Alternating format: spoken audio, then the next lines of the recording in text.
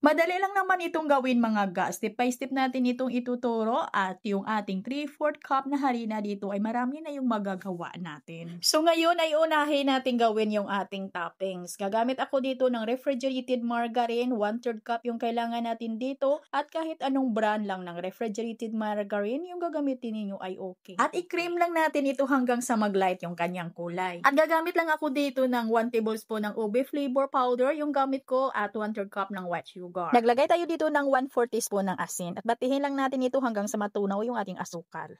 At dito na ilagay na natin yung 3/4 cup na all-purpose flour. At hatiin lang po natin sa paglagay. At mix lang natin ito hanggang mag-well combine. At sa sukat ng ating refrigerated margarine na nilagay natin dito ay kailangan na all-purpose flour lang yung gagamitin natin para hindi naman matigas yung ating mixture. At nang nag-well mix na ay ilipat ko lang ito sa non-stick parchment paper at laparin ko ito yung hindi lang masyadong manipis na manipis ha. At ilagay muna natin ito sa freezer. So dito naman tayo mga ga sa ating dough. Dito gagamit tayo ng half cup na tubig, half tablespoon ng white sugar at kunti lang talaga or 1/4 teaspoon na asin. At maglagay din tayo dito ng 1/3 cup na refrigerated margarine and then pakuluan natin ito. Hintayin nating matunaw yung ating margarine. At pag ito'y kumulo na ay pahinaan na natin yung apoy ng ating kalan at pagkatapos ilagay na natin dito yung 3/4 cup na all-purpose flour. At haluin natin ito ng bahagya hanggang sa ma-absorb ng ating harina yung ating liquid.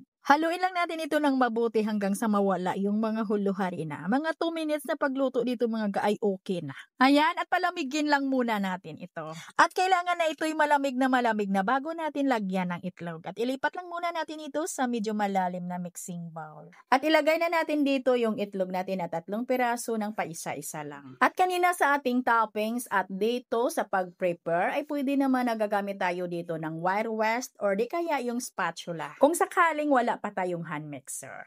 Basta makuha lang natin yung mga tamang consistency, yung mga hinahanap natin sa ating mga mixture. At i-transfer na natin ito sa ating mga plastic piping bag at pwede naman tayo ditong gagamit ng icing tips na wala lang pong design or yung chambre. Pwede gagamit lang dito ng plain lang.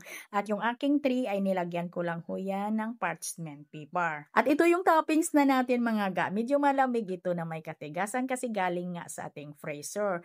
At basahin lang natin ng tubig bago natin ilagay dito yung ating toppings. Kaya sinukat natin kanina yung ating mixture na na-pipe natin para ay makasigurado talaga natin na yung ating toppings ay medyo malaki kaysa ating na-pipe na mixture para po yung ating toppings medyo malapad para po ay mabalot niya talaga yung ating mixture. At yung mga natira natin na toppings ay yung excess natin ay palaparin lang yan natin ulit. At kailangan na bago natin ito isalang ay nakapagpainit na po tayo ng ating oven. So dito naman sa pagluluto natin mga ga, kailangan ay unang luto natin dito ay mataas yung init ng ating oven para maganda yung alsa. Nang natapos ko ng 20 minutes sa mataas na init ng ating oven ay ilipat ko ito sa 160 degrees Celsius yung init ng ating oven at lutuin ko pa ito sa another 10 minutes. Ang tawag sa amin dito ay yung alangay para hindi babagsak o yung hindi mag-flat yung ating puff pastry. Kailangan ay tama yung pagsalang natin dito. So dito naman tayo sa ating palaman. Gagamit tayo dito ng ECC whipping cream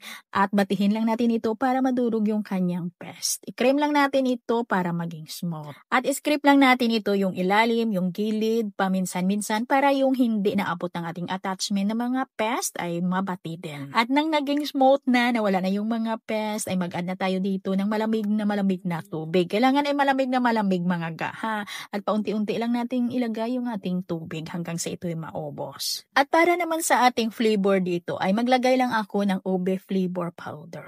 Sa mga nagtatanong kung ano yung brand na ginamit natin ng mga flavor powder ay CRV brand yung gamit ko mga ga. At dito nga nag-add ako ng 2 tablespoon na powdered milk. At pwede naman kayong gagamit dito ng syrup or di kaya liquid ng ating ube flavor. At nag-add ako dito ng crushed Oreo ha. Hindi lang natin na ipakita kasi ay nag-full storage na pala tayo. Kunti lang yung ating crushed Oreo na hinalo dito. At ilipat na natin yung ating creme filling dito sa mga plastic piping bag natin. At butasan lang natin natin yung ating puff pastries. At sa paglagay natin dito ng palaman ay kailangan ay magsiksik talaga.